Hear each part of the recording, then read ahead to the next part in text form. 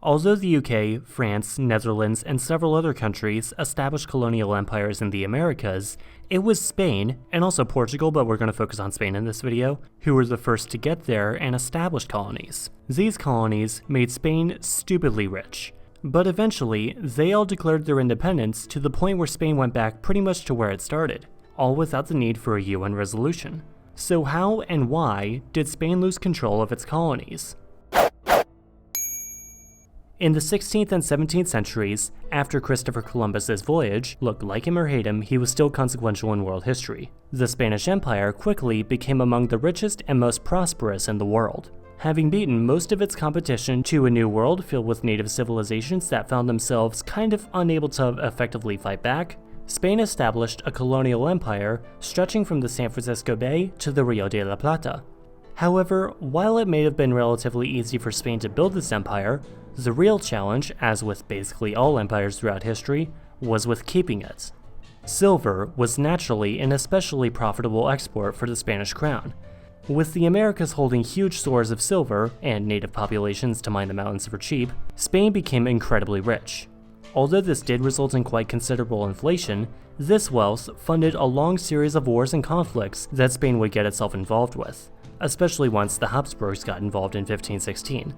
The Habsburgs set out many different goals for Spain, notably exploiting the Americas for trade with Asia, keeping other European powers from doing the same thing, maintaining a Habsburg hegemony in the Holy Roman Empire, undermining France because why not, and defending the faith against Islam and also the Protestant Reformation, having been named by the Pope as the Catholic monarchy.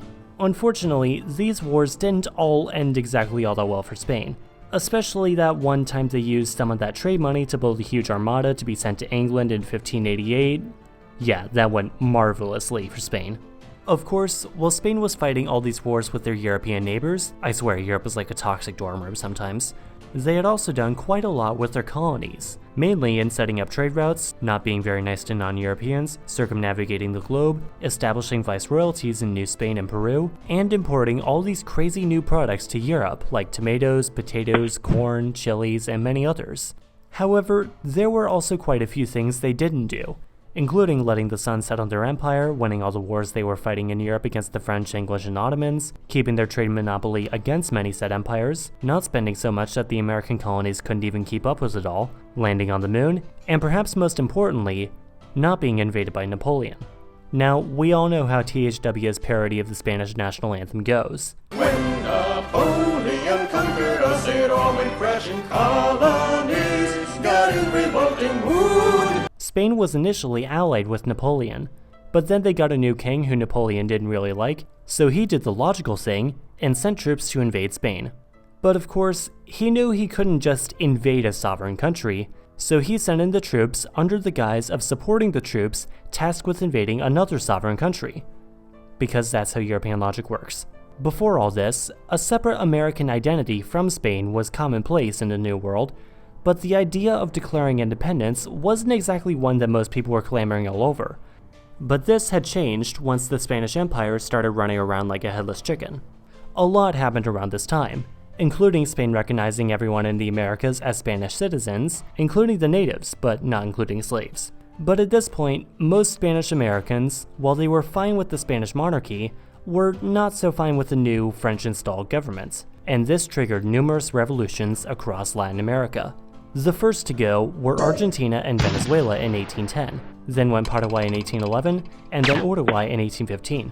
Cuba followed by Chile in 1818, and Peru in 1821. Up in the north, independence movements were being fought and won in modern-day Venezuela, Colombia, and Ecuador by Simón José Antonio de la Santísima Trinidad Bolívar y Palacios Ponte Andrade y Blanco, also just known as Simón Bolívar, who also fought campaigns in Peru and Alto Peru, now known as Bolivia. Panama also gained its independence in 1821 and joined the Cove countries in forming the Republic of Gran Colombia. The Viceroyalty of New Spain also declared their independence in 1821 as Mexico, and certainly had a hell of a 19th century. Central America also had quite a bit of fun with this, but honestly, the post-colonial history of Latin America would make for a very detailed video in its own right. After all this, Spain was left with its holdings in Cuba, Puerto Rico, Guam, the Philippines, Equatorial Guinea, and the Spanish Sahara. Then the US blamed the Maine on Spain and fought the Spanish-American War, stealing the first war. Then a couple world wars happened, and the UN was established. Though they weren't really fond of the idea of colonial empires, so they kind of had to break the news to Spain. Hey, sorry I'm late, but I'm afraid you're gonna have to let go of your colonies in Africa. ¿Qué? Pero ya he perdido mis colonias en América. Look, we're a no empires club, that's just the way it is. How do you think France and Britain have been taking this? And they're both on the Security Council. And then Spain just kept Malí and Ceuta like a goddamn mad lad. Now, Spain's empire may have fallen, and today they might not be a world superpower, but that doesn't mean their influence isn't still incredibly widespread. Spanish is the 6th most widely spoken language and the 3rd most widely spoken Romance language in Germany, but also the 4th most widely spoken language and the most widely spoken Romance language in the world. In addition, Spain and Portugal completely changed most of South and Central America to the point where it's now completely unrecognizable. Though do keep in mind that a lot of cultures had to be sacrificed in one way or another for this to happen. And although many may have assimilated willingly, it's not as if Spain went around giving them all the choice. Thanks for watching, and I hope you enjoyed this video. Please be sure to like and share this video and tell me how I did in the comments. I know I skipped over some important information, so feedback is always appreciated.